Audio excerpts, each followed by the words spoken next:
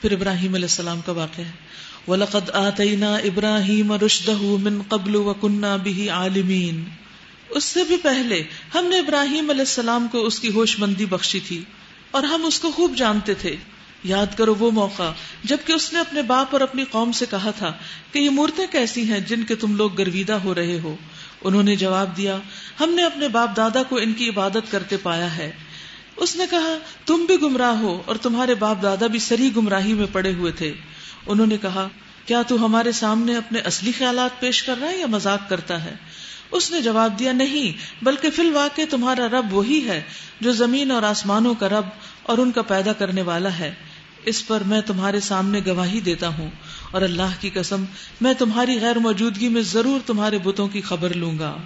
چنانچہ اس نے ان کو ٹکڑے ٹکڑے کر دیا اور صرف ان کے بڑے کو چھوڑ دیا تاکہ شاید وہ اس کی طرف رجوع کرے، اس سے پوچھیں۔ انہوں نے آ کر بتوں کا یہ حال دیکھا تو کہنے لگے، ہمارے الہوں کا یہ حال کس نے کر دیا؟ بڑا ہی کوئی ظالم تھا۔ بعض لوگ بولے، ہم نے ایک نوجوان کو ان کا ذکر کرتے سنا تھا جس کا نام ابراہیم ہے۔ انہوں نے کہا، تو پکڑ لاؤ اسے سب کے سامنے تاکہ لوگ دیکھ لیں کہ اس کی کیسے خبر لی جاتی ہے۔ ابراہیم علیہ السلام کے آنے پر انہوں نے پوچھا، کیوں ابراہیم، تو نے ہمارے خداؤں کے ساتھ یہ حرکت کی ہے؟ اس نے جواب دیا، بلکہ یہ سب کچھ ان کے اس سردار نے کیا ہے، انہی سے پوچھ لو اگر یہ بولتے ہو۔ یعنی یہ جو بڑا چھوڑ دیا تھا وہ تو اس کی طرف اشارہ کیا، اس سے پوچھ لو۔ یہ سن کر وہ لوگ اپنے ضمیر کی طرف پلٹے اور اپنے دلوں میں کہنے لگے، واقعی تم خود ہی ظالم ہو۔ یعنی ان کو سمجھ آ گئی بات کہ وہ غلط کر رہے ہیں، دلیل ان کو سمجھ میں آ گئی، لیکن انہوں نے اس سے کوئی سبق نہ سیکھا۔ ثم نکسوا علی رؤوسہم، مگر پھر ان کی مت پلٹ گئی اور بولے، تو جانتا ہے کہ یہ بولتے نہیں ہیں۔ بھئی جب بولتے نہیں تو پھر الہ کیسے ہو گئے؟ ابراہیم علیہ السلام نے کہا، پھر کیا تم اللہ کو چھوڑ کر ان چیزوں کو پوج رہے ہو جو نہ تمہیں نفع پہنچانے پہ قادر ہے نہ نقصان؟ تف ہے تم پر اور تمہارے ان معبودوں پر جن کی تم اللہ کو چھوڑ کر بندگی کرتے ہو، کیا تم کچھ بھی عقل نہیں رکھتے؟ انہوں نے کہا، جلا ڈالو اس کو اور حمایت کرو اپنے خداؤں کی اگر تمہیں کچھ کرنا ہے۔ یعنی دلیل کے جواب میں جب ناکام ہوئے تو دھمکی دینی شروع کر دی۔ عام طور پر لوگ ایسا ہی کرتے ہیں کہ جب ان کو آرام سے سمجھانے کی کوشش کریں اور ان کے پاس اس کا جواب نہ ہو تو پھر وہ ڈانٹ ڈپٹ شروع کر دیتے، اور ڈانٹ ڈپٹ سے ٹھنڈے نہ ہو تو پھر مار پٹائی شروع کر دیتے۔ تو یہ ایک یعنی کہ رذیل ہٹ کنڈا ہوتا ہے بات منوانے کا، بلیک میل کرنے کا۔ انہوں نے کہا، جلا ڈالو اس کو اور حمایت کرو اپنے خداؤں کی اگر تمہیں کچھ کرنا ہے۔ ہم نے کہا، اے آگ ٹھنڈی ہو جا اور سلامتی بن جا ابراہیم پر۔ وہ چاہتے تھے کہ وہ ابراہیم کے ساتھ برائی کریں، مگر ہم نے ان کو بری طرح ناکام کر دیا۔ وَأَرَادُوا بِهِ كَيْدًا فَجَعَلْنَاهُمُ الْأَخْسَرِينَ، سب سے زیادہ ناکام ہونے والے وہ تھے، کیونکہ ابراہیم علیہ السلام کو اللہ تعالیٰ کی مدد آ گئی۔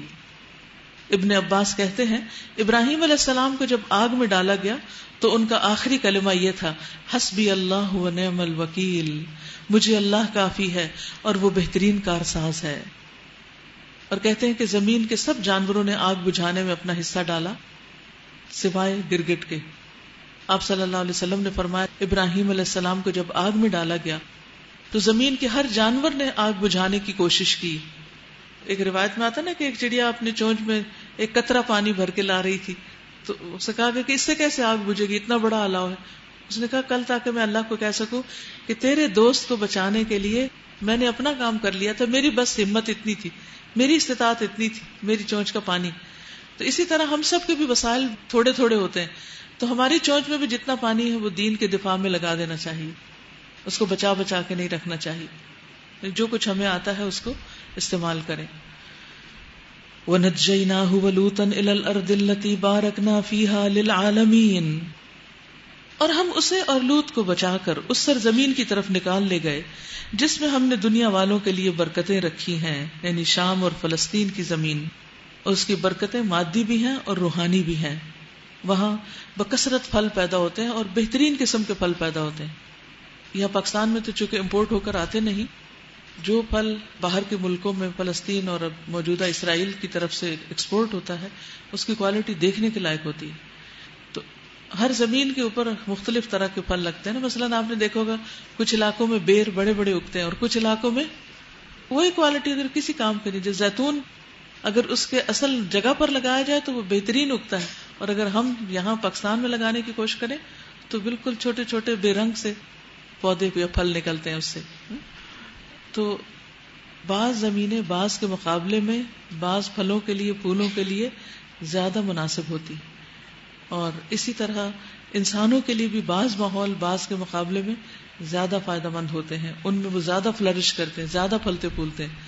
تو آپ کو اپنے بارے میں بھی جائزہ لینا چاہیے کہ میں کہاں, کب, کس وقت, کیسے زیادہ پروڈکٹیو ہوتی ہوں, کس وقت میں زیادہ بہتر کام کرتی ہوں. بالکل ارلی مارننگ یا پھر دوپہر کے وقت یا گھر میں جا کے یا الہدا کے اندر. تو اپنے دن کا وہ حصہ جس پر آپ خوش ہوتے ہیں, مطمئن ہوتے ہیں کہ بہت اچھے کام میں گزرا, اور آپ سمجھتے ہیں واقعی آپ نے کچھ کیا, تو وہ کیا ہوتا ہے اس کو بھی ذہن میں رکھیے, کیونکہ اس وقت کی برکت ہوتی ہے, بعض اوقات اس کام کی برکت ہوتی ہے, اس جگہ کی برکت ہوتی ہے. اس وقت کلام اللہ کی برکت ہے. تو اللہ سبحانہ وتعالیٰ نے بعض کلام بابرکت بنائے ہیں, بعض جگہیں بابرکت بنائی. اور برکت کا مطلب کیا ہوتا ہے؟ خیر کثیر, یعنی بہت زیادہ اس جگہ پر خیر ڈال دی. بعض دن, بعض راتیں, بعض مہینے ایسے ہوتے ہیں کہ ان میں عام دنوں کی نسبت بہت ساری عبادت ہو جاتی ہے. وَوَهَبْنَا لَهُ إِسْحَاقَ, اور ہم نے اسے اسحاق عطا کیا, اور یعقوب اس پر مزید یعنی پوتا بھی دیا, اور ہر ایک کو صالح بنایا, اور ہم نے ان کو امام بنا دیا. سب امام تھے, لیڈرز, جو ہمارے حکم سے رہنمائی کرتے تھے, یعنی منمانی نہیں کرتے تھے, ہماری بات کے مطابق آگے بتاتے. اور ہم نے انہیں وحی کے ذریعے نیک کاموں کی اور نماز قائم کرنے اور زکوٰۃ دینے کی ہدایت کی, اور وہ سب ہمارے عبادت گزار تھے. وَكَانُوا لَنَا عَابِدِينَ, اللہ تعالیٰ نے ان کو سرٹیفکیٹ دے دیا کہ واقعی وہ اپنی زندگیوں کا مقصد پورا کر رہے تھے. وَلُوطًا آتَيْنَاهُ حُكْمًا وَعِلْمًا وَنَجَّيْنَاهُ مِنَ الْقَرْيَةِ الَّتِي كَانَتْ تَعْمَلُ الْخَبَائِثَ إِنَّهُمْ كَانُوا قَوْمَ سَوْءٍ فَاسِقِينَ. اور لوط علیہ السلام کو ہم نے حکم اور علم بخشا, اور اسے اس بستی سے بچا کر نکال دیا جو بدکاریاں کرتی تھی, یعنی سدوم کے علاقے سے. در حقیقت وہ بڑی ہی بری فاسق قوم تھی. اور لوط علیہ السلام کو ہم نے اپنی رحمت میں داخل کیا, وہ صالح لوگوں میں سے تھا, نیک لوگوں میں سے. لوط علیہ السلام کو بھی اللہ تعالیٰ نے سرٹیفکیٹ دے دیا. وَنُوحًا إِذْ نَادَىٰ مِن قَبْلُ فَاسْتَجَبْنَا لَهُ فَنَجَّيْنَاهُ وَأَهْلَهُ مِنَ الْكَرْبِ الْعَظِيمِ. اور یہی نعمت ہم نے نوح علیہ السلام کو دی, یاد کرو جبکہ ان سب سے پہلے اس نے ہمیں پکارا تھا, ہم نے اس کی دعا قبول کی اور اسے اور اس کے گھر والوں کو کرب عظیم سے نجات دی. یعنی کرب سے نجات دی. کرب کیا ہوتا ہے؟ ایسی کیفیت جس میں انسان بہت بے چین ہوتا ہے, پریشان ہوتا ہے, دکھی ہوتا ہے, فزیکلی یا اسپرچولی یا ایموشنلی ڈاؤن ہوتا ہے. تو ایسے وقت میں انسان کو اللہ سے دعا کرنی چاہیے. اسماء بنت امیس بیان کرتی ہیں کہ رسول اللہ صلی اللہ علیہ وسلم نے مجھے فرمایا, کیا میں تمہیں ایسے کلمات نہ سکھا دوں جو تم پریشانی کی صورت میں پڑھا کرو؟ اللہ اللہ ربی لا اشرک بہ شیئا, اللہ اللہ ہی میرا رب ہے, میں اس کے ساتھ کسی کو شریک نہیں ٹھہراتی. یعنی جب دل بے چین ہو تو یہ دعا پڑھتے رہیں. پھر نبی صلی اللہ علیہ وسلم کرب کے وقت یہ فرمایا کرتے تھے, لا الہ الا اللہ العظیم الحلیم, لا الہ الا اللہ رب العرش العظیم, لا الہ الا اللہ رب السماوات و رب الارض و رب العرش الکریم. اس اللہ کے سوا کوئی معبود نہیں جو بڑا عظیم اور بردبار ہے, اس اللہ کے سوا کوئی معبود نہیں جو عرش عظیم کا مالک ہے, یعنی سب کچھ کر سکتا ہے, ہر چیز اس کے قبضہ قدرت میں ہے. اس اللہ کے علاوہ کوئی معبود نہیں جو زمین و آسمان اور عرش کریم کا رب ہے. ایک دفعہ عرش عظیم کہا گیا, دوسری دفعہ عرش کریم کہا گیا, یعنی عرش کی صفت یہاں بیان کر کے ایک طرح سے دعا کی گئی. تو نیکسٹ ٹائم جب کبھی کوئی پریشانی ہو, بے چینی ہو, تو کیا کریں گے؟ دعا کریں گے. اچھا اس وقت دعا یاد نہیں آتی, یاد بھی بھول جاتی ہے, پھر کیا کریں گے؟ پھر کیا کریں گے؟ ایاک نستعین کھول لیں گے اور سب سے ہٹ کر ایک طرف بیٹھ کر وہ ساری دعائیں بار بار پڑھ کے جب تک دل ٹھیک نہیں ہوتا پڑھتے رہیں گے, اور پھر واپس آ کے خوش ہو کر سب سے ملیں گے. بازو کا صرف شیطان آپ کو پریشان کرتا ہے تاکہ آپ کوئی اچھا کام نہ کر سکیں. وہ آپ کو رنج و غم میں مبتلا کرتا ہے. تو کوئی بھی طریقہ ہو، کوئی بھی چیز ہو، فوراً دعا، اور دعا یاد نہ آ رہی ہو تو پھر کتاب سے مدد لیں. وَنَصَرْنَاهُ مِنَ الْقَوْمِ الَّذِينَ كَذَّبُوا بِآيَاتِنَا إِنَّهُمْ كَانُوا قَوْمَ سَوْءٍ فَأَغْرَقْنَاهُمْ أَجْمَعِينَ. اور قوم کے مقابلے میں اس کی مدد کی جس نے ہماری آیات کو جھٹلا دیا تھا، وہ بڑے برے لوگ تھے، بس ہم نے ان سب کو غرق کر دیا. وَدَاوُودَ وَسُلَيْمَانَ إِذْ يَحْكُمَانِ فِي الْحَرْثِ إِذْ نَفَشَتْ فِيهِ غَنَمُ الْقَوْمِ وَكُنَّا لِحُكْمِهِمْ شَاهِدِينَ فَفَهَّمْنَاهَا سُلَيْمَانَ وَكُلًّا آتَيْنَا حُكْمًا وَعِلْمًا. یہ آپ دیکھ رہے ہیں ہر پیغمبر کو اللہ تعالیٰ نے کس دولت سے نوازا، حکم اور علم. حکم سے مراد قوت فیصلہ، قوت اجتہاد، تفقہ فی الدین کی صلاحیت، اور نبوت بھی کہا جاتا ہے، لیکن عام معنوں میں نبوت سے پہلے اللہ تعالیٰ ان کو بے پناہ سمجھ دیتا ہے، اور علم. تو ہمیں بھی اپنے لیے کیا مانگنا چاہیے؟ رب ہب لی حکما والحقنی بالصالحین. اور اسی نعمت سے ہم نے داؤد اور سلیمان علیہ السلام کو سرفراز کیا. یاد کرو وہ موقع جبکہ وہ دونوں ایک کھیت کے مقدمے میں فیصلہ کر رہے تھے.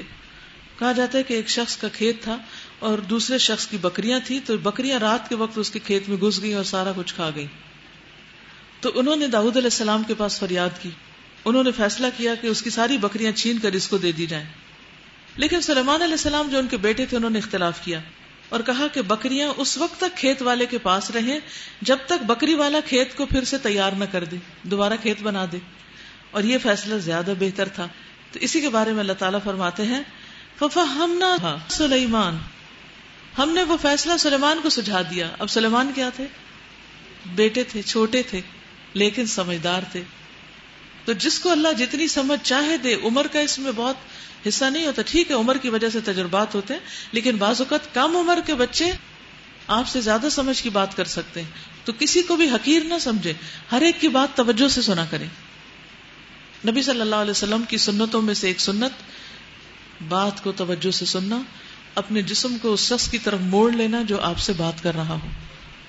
اگر یہ کرنا شروع کر دیں تو آپ دیکھیں گے بہت سے لوگوں سے آپ کے ریلیشن شپ بہت اچھے ہو جائیں گے. اچھے ریلیشن شپ کی علامت ہے، یعنی بے پرواہی، بے نیازی کے ساتھ بات نہیں کرنی چاہیے. یاد کرو وہ موقع جب کہ وہ دونوں ایک کھیت کے مقدمے میں فیصلہ کر رہے تھے جس میں رات کے وقت دوسرے لوگوں کی بکریاں پھیل گئی تھیں اور ہم ان کی عدالت خود دیکھ رہے تھے. اس وقت ہم نے صحیح فیصلہ سلیمان کو سمجھا دیا، حالانکہ حکم اور علم ہم نے دونوں کو ہی عطا کیا تھا. حکم اور علم کے ہوتے ہوئے بھی پھر بعض لوگوں کے پاس دوسروں کی نسبت اور زیادہ ہوتا ہے. اب اس میں آپ دیکھیے پیچھے بھی حضرت یوسف علیہ السلام چھوٹے بھائی تھے، یعنی چھوٹے سے بڑے تھے، سمجھ میں سب بھائیوں سے زیادہ تھے. ہارون علیہ السلام کے مقابلے میں موسیٰ علیہ السلام چھوٹے تھے لیکن سمجھ اور روب میں کہیں زیادہ تھے. اسی طرح یہاں پر ہم دیکھتے ہیں کہ داؤد اور سلیمان علیہ السلام میں سلیمان علیہ السلام چھوٹے ہیں لیکن سمجھ میں زیادہ ہیں. تو کبھی کسی کو چھوٹا سمجھ کر نظر انداز نہ کریں. دیکھیں یہ کہ کوئی چھوٹا ہے یا بڑا، وہ کس قسم کی باتیں کرتا ہے، اس کا رویہ کیا ہے، اس کا اخلاق کیا ہے، اس کا معاملہ کیا ہے، اور اپنے لیے کیا مانگتے رہیں. حکم اور علم اللہ ہمیں بھی دے دے، ہم بھی کوئی صحیح فیصلے کیا کریں، کیونکہ بہت ساری پریشانیاں غلط فیصلوں کی وجہ سے آتی ہیں. ٹھیک ہے نا؟ رانگ ڈیسیژنز ہمیں رانگ ڈیسٹینیشن پہ پہنچا دیتے ہیں جو ہم نے مقرر نہیں کیا ہوتا. پھر فرمایا وَسَخَّرْنَا مَعَ دَاوُودَ الْجِبَالَ يُسَبِّحْنَ وَالطَّيْرَ وَكُنَّا فَاعِلِينَ. اور داؤد علیہ السلام کے ساتھ ہم نے پہاڑوں اور پرندوں کو مسخر کر دیا تھا جو تسبیح کرتے تھے. سبحان اللہ، تسبیح. پہاڑ داؤد علیہ السلام کے ساتھ تسبیح کرتے، کیونکہ داؤد علیہ السلام جب باہر نکل کے اللہ کی حمد و ثنا کرتے، تسبیح کرتے، ان کی آواز اتنی خوبصورت تھی کہ اسے سن کر آس پاس کا سارا ماحول ان کے ساتھ بلند آواز سے تسبیح کرنے لگتا، اس تسبیح کی گونج میں شامل ہو جاتے. ویسے تو زمین آسمان کی ہر چیز تسبیح کر ہی رہی ہے لیکن خاموشی سے کر رہی. داؤد علیہ السلام بلند آواز سے کرتے تو آس پاس کی چیزیں بھی سن کر ساتھ شریک ہو جاتی. کیا سما ہوگا. الجبال یسبحن والطیر، پہاڑ بھی کر رہے ہوتے تھے اور پرندے بھی کر رہے ہوتے تھے. وَكُنَّا فَاعِلِينَ، اور یہ کرنے والے ہم تھے. اللہ نے یہ موقع ان کو دیا، ورنہ ہم اگر بیٹھ کے کسی درخت کے نیچے جتنا چاہیں تسبیح کریں، زور سے تلاوت کریں، کوئی پرندہ ہمارے ساتھ نہیں لگتا، کیونکہ ہماری نہ وہ آواز ہے نہ وہ طریقہ سلیقہ، اور اللہ کا اذن ہی نہیں ہے ہمارے لیے.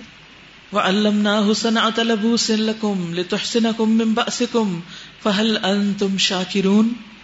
اور ہم نے اس کو تمہارے فائدے کے لیے زرہ بنانے کی صفت سکھا دی تھی تاکہ تم کو ایک دوسرے کی مار سے بچائے. پھر کیا تم شکر گزار ہو؟ اور سلیمان علیہ السلام کے لیے ہم نے تیز ہوا کو مسخر کر دیا تھا. اب آپ دیکھیے داؤد علیہ السلام کو لوہا مسخر کیا گیا، سالڈ چیز، اور سلیمان علیہ السلام کو ہوائیں جو ہاتھ میں نہیں آتی اس کو مسخر کر دیا تھا، جو اس کے حکم سے اس سرزمین کی طرف چلتی تھی جس میں ہم نے برکتیں رکھی ہیں. پھر اشارہ ہے فلسطین کی طرف. وَكُنَّا بِكُلِّ شَيْءٍ عَالِمِينَ. اور ہم ہر چیز کا علم رکھنے والے تھے، اور شیاطین میں سے بھی ہم نے ایسے بہت سو کو اس کا تابع بنا دیا تھا جو اس کے لیے غوطے لگاتے اور اس کے سوا دوسرے کام کرتے تھے. ان سب کے نگران بھی ہم ہی تھے. اللہ سبحانہ وتعالیٰ نے جن مسخر کیے سلیمان علیہ السلام کے لیے جو ان کے فزیکل کام بھی کرتے تھے، سمندروں میں ڈوب کے جا کے موتی نکال لاتے تھے، اور ان کے لیے پہاڑ توڑتے اور پہاڑوں میں عمارتیں بناتے اور بڑے بڑے کام کرتے. یعملون عملا دون ذلک، عمارتیں بناتے ان کے لیے. وَكُنَّا لَهُمْ حَافِظِينَ. اور ان کے نگران ہم تھے، یعنی ہم دیکھ رہے تھے کہ یہ کیا کر رہے ہیں. كُنَّا فَاعِلِينَ كُنَّا حَافِظِينَ كُنَّا لَهُمْ حَافِظِينَ. یعنی اس سے پتہ یہ چلتا ہے کہ بڑی سے بڑی چیز جو انسان کر گزرے اس کے بعد اس کو یہ سوچنا چاہیے، یا اس کے دوران بھی، کہ یہ سب کچھ اللہ رب العزت کے فضل سے ہوا ہے، ورنہ میں کہاں اور یہ کام کہاں. وَأَيُّوبَ إِذْ نَادَى رَبَّهُ أَنِّي مَسَّنِيَ الضُّرُّ وَأَنْتَ أَرْحَمُ الرَّاحِمِينَ. اور یہی ہوش مندی اور حکم اور علم کی نعمت ہم نے ایوب کو دی تھی علیہ السلام. یاد کرو جب کہ اس نے اپنے رب کو پکارا کہ مجھے بیماری لگ گئی ہے اور تو ارحم الراحمین ہے. یہ ہے معنی اللہ کے اچھے اچھے ناموں کے ساتھ پکارا کرو. یہاں آپ دیکھیں انہوں نے کیا مانگا کہ اللہ تو مجھے صحت دے دے، جلدی دے دے، آج ہی دے دے، میری بیماری دور کر دے، فوراً کر دے. ایسا تو نہیں کہا. کیا کہا؟ بس اپنا حال بتایا، انی مسنی الضر، مجھے کچھ تکلیف ہے، وانت ارحم الراحمین، اور تو سب سے بڑھ کے رحم فرمانے والا. آپ کو تو نہیں کوئی تکلیف؟ ہر شخص کسی نہ کسی تکلیف میں مبتلا ہو ہی جاتا ہے، تو اس میں اللہ تعالیٰ کی رحمت کو پکارنا چاہیے. اوکے، یہ نہیں کہا انت الرحیم انت الرحمن، کیا کہا؟ ارحم الراحمین، سب سے بڑھ کر مہربان. فاستجبنا له فکشفنا ما به من ضر وآتیناہ اہلہ ومثلہم معہم رحمتا من عندنا وذکرى للعابدین. اور ہم نے اس کی دعا قبول کر لی اور جو تکلیف اسے تھی اس کو دور کر دیا، دعا قبول ہو گئی. اور صرف اس کے اہل و عیال ہی اس کو نہیں دیے، بلکہ ان کے ساتھ اتنے ہی اور بھی دیے اپنی خاص رحمت کے طور پر، اور اس لیے کہ یہ سبق ہو عبادت گزاروں کے لیے. ذکر للعابدین، جتنے بھی عبادت گزار ہیں وہ سب اسی طریقے پر عمل کرنے والے ہوں کہ اپنی تکلیفیں اللہ کے سامنے بیان کرنے والے اور اللہ سے رحم مانگنے والے. واسماعیل وادریس وذوالکفل کل من الصابرین.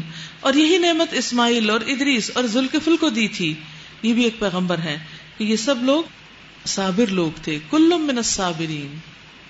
وَأَدْخَلْنَاهُمْ فِي رَحْمَتِنَا إِنَّهُمْ مِنَ الصَّالِحِينَ. ہم نے انہیں اپنی رحمت میں داخل کر لیا کہ وہ صالحوں میں سے تھے، نیک لوگوں میں سے تھے. تو جو نیک ہوتا ہے اللہ تعالیٰ اس کو خاص رحمت سے نوازتا ہے، ورنہ اس کی رحمت تو عام ہے سب کے لیے. وَذَنُّونِ إِذْ ذَهَبَ مُغَاضِبًا. اور مچھلی والے کو بھی ہم نے نوازا. یاد کرو جب کہ وہ بگڑ کر چلا گیا تھا غضبناک ہو کر، اور سمجھا تھا کہ ہم اس پر گرفت نہیں کریں گے.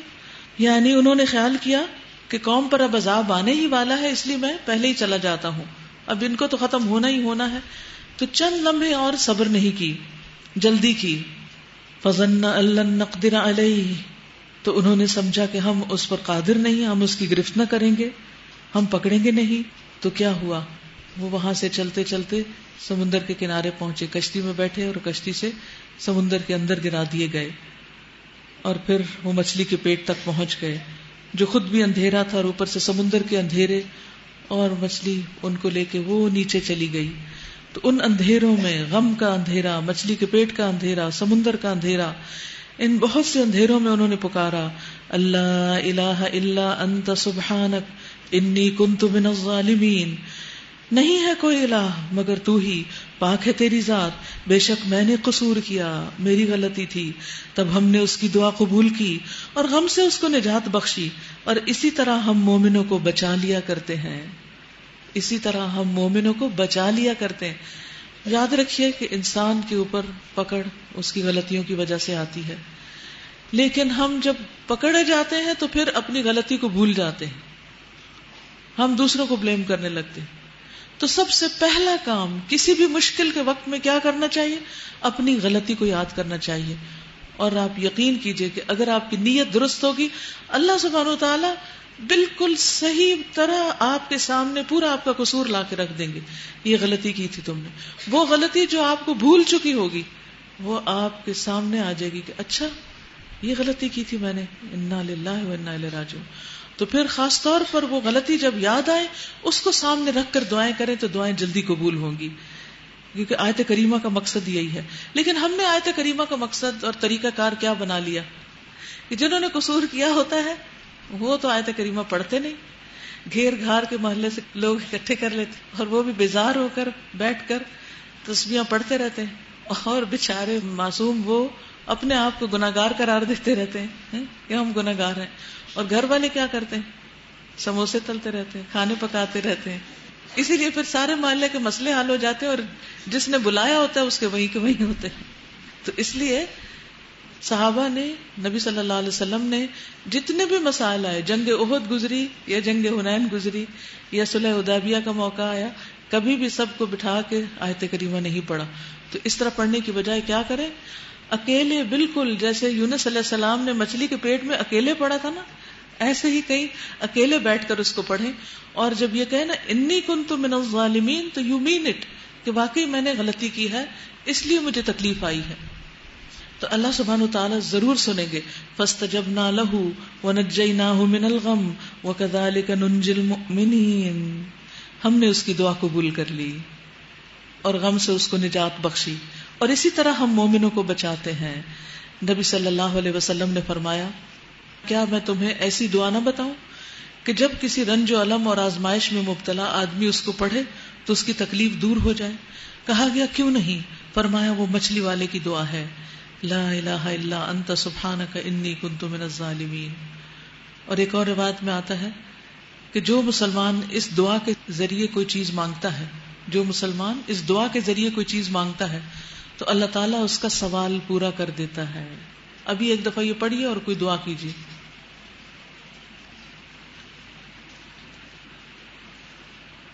وَزَكَرِيَّا إِذْ نَادَى رَبَّهُ رَبِّ لَا تَذَرْنِي فَرْدًا وَأَنْتَ خَيْرُ الْوَارِثِينَ، اور زکریا علیہ السلام کو جبکہ اس نے اپنے رب کو پکارا، اے پروردگار مجھے اکیلا نہ چھوڑ، اور بہترین وارث تو ہی ہے۔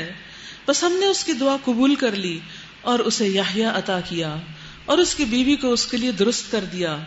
درست کر دیا یعنی کوئی بھی کپل جو بیمار بھی ہو تو اللہ تعالیٰ اس کو درست کر سکتا ہے، کہاں یہ کہ جو درست ہو اور اولاد نہ ہو رہی ہے تو اللہ اس کو اولاد نہ دے۔ یہی آیت کریمہ پڑھ کر اور قبولیت والی دعائیں پڑھ کر دعا کرنی چاہیے۔ یہ لوگ نیکی کے کاموں میں دوڑ دھوپ کرتے تھے، ان کا سارا پیشن، ان کی خوشی، ان کا شوق کیا تھا؟ نیکی کے کاموں میں بھاگ دوڑ کرنا۔ اور ہمارا حال کیا ہوتا ہے کہ ہم کہیں جا رہے ہوں اور سامنے سے کوئی نیکی کا کام نظر آئے تو ہم رستہ ہی بدل دیتے ہیں کہ کہیں ہمارے ذمے نہ لگ جائیے۔ گھر میں تو نہیں ایسا کرتے کہ ادھر ادھر چھپ جاتے ہیں کہ امی کوئی کام ہی نہ کہہ دیں۔ یہ لوگ نیکی کے کاموں میں دوڑ دھوپ کرتے تھے اور ہمیں رغبت اور خوف کے ساتھ پکارتے تھے اور ہمارے آگے جھکے ہوئے تھے۔ 3 کوالٹیز انڈر لائن کیجئے، یدعوننا رغبا ورہبا وکانوا لنا خاشعین، رغبت، رہبت، خشوع۔ واللتی احسنت فرجہا، سب مردوں کا ذکر کرنے کے بعد اب خاتون کا ذکر ہے، مریم علیہ السلام کا۔ اور وہ خاتون جس نے اپنی عصمت کی حفاظت کی تھی، ہم نے اس کے اندر اپنی روح سے پھونکا اور اسے اور اس کے بیٹے کو دنیا بھر کے لیے نشانی بنا دیا۔ تو اس سے کیا پتہ چلتا ہے کہ عورت کے لیے سب سے اہم چیز اس کی عزت و عصمت ہے، جس کی حفاظت اس کو کرنا ہے، اور اس کی آزمائش بھی عموماً اسی راستے سے آتی ہے۔ تو اللہ سبحانہ وتعالیٰ نے اس نیکی کے بدلے میں کہ اس نے اپنی عزت و عصمت کی حفاظت کی تھی، اس کو اتنا بڑا مقام عطا کیا.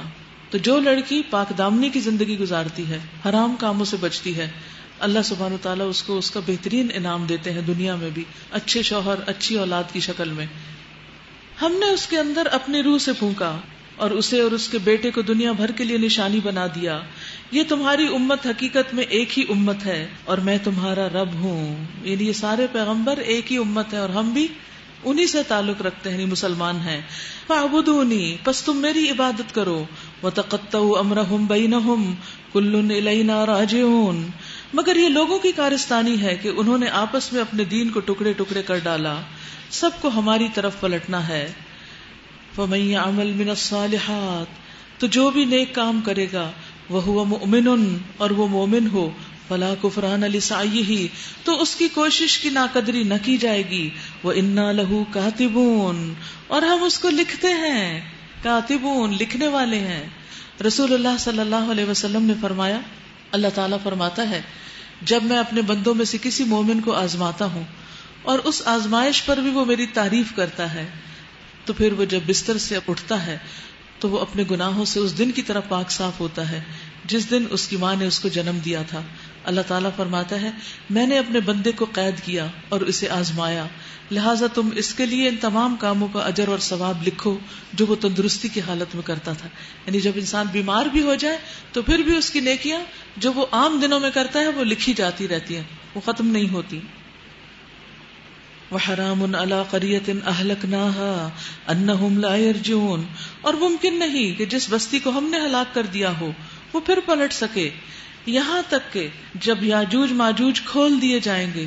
سورۃ کہف میں ان کے بارے میں پڑھا نا آپ نے کہ ان کا وہ ردم یا جو دیوار ہے وہ اس میں سوراخ ہو جائے گا اور پھر وہ گر پڑے گی اور وہ باہر نکل آئیں گے اور ہر بلندی سے وہ نکل پڑیں گے اور وعدہ برحق کے پورا ہونے کا وقت قریب آ لگے گا، یعنی قیامت قریب آ جائے گی.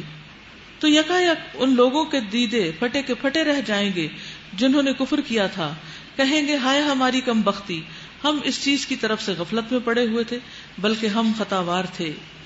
قیامت کی جو بڑی بڑی نشانیاں ہیں ان میں سے ایک آپ صلی اللہ علیہ وسلم نے فرمایا قیامت اس وقت تک قائم نہ ہوگی جب تک کہ 9 چیزیں سامنے نہ آ جائیں: دھواں، دجال، دابت الارض، مغرب سے سورج کا طلوع، عیسیٰ ابن مریم کا نزول، یاجوج ماجوج کی یورش، 3 بڑے خسوف زمین کا دھسایا جانا، لینڈ سلائڈ، ایک مشرق میں، دوسرا مغرب میں اور تیسرا جزیرۃ العرب میں، اور پھر سب سے آخر میں یمن کی طرف سے ایک سخت آگ اٹھے گی جو لوگوں کو محشر کی طرف ہانکے گی، یعنی وہ آخری نشانی ہوگی. تو یاجوج ماجوج بھی اس وقت نکلیں گے جب قیامت بالکل قریب آ چکی ہوگی. وہ کہیں گے ہائے ہماری کم بختی، ہم اس چیز کی طرف سے غفلت میں پڑے ہوئے تھے بلکہ ہم خطا کار تھے. بے شک تم اور تمہارے وہ معبود جنہیں تم پوجتے ہو جہنم کا ایندھن ہے، وہی تم کو جانا ہے. اگر یہ واقعی الہ ہوتے تو وہاں نہ جاتے، ان سب کو ہمیشہ اسی میں رہنا ہے. اور وہاں وہ ہنکارے ماریں گے اور حال یہ ہوگا کہ اس میں کان پڑی آواز سنائی نہ دے گی. رہے وہ لوگ جن کے لیے ہماری طرف سے بھلائی کا پہلے ہی فیصلہ ہو چکا ہوگا تو وہ یقیناً اس سے دور رکھے جائیں گے، اس کی سرسراہٹ تک نہ سنیں گے اور وہ ہمیشہ ہمیشہ اپنی من بھاتی چیزوں کے درمیان رہیں گے.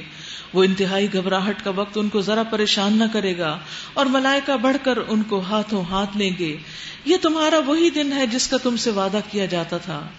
یعنی جو لوگ اچھے کام کر کے جائیں گے ان کا وہاں شاندار استقبال ہوگا.